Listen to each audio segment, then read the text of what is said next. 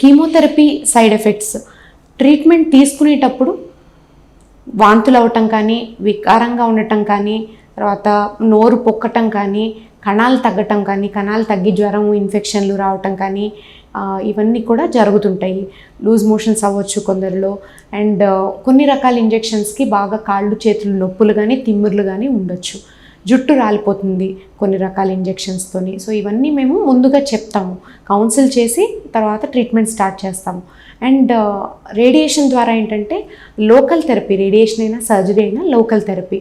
Surgery మనకి post ఆప్ గాయం మానకపోవటము, దానికి ఇన్ఫెక్షన్స్ రావటము ఇవన్నీ ఉంటాయి. రేడియేషన్ ఇచ్చిన ఏరియాలో మాత్రమే మనకి ఆ ఏరియా చుట్టుపక్కల ఉండే ఆర్గన్స్ రీత్యా సైడ్ ఎఫెక్ట్స్ వస్తాయి.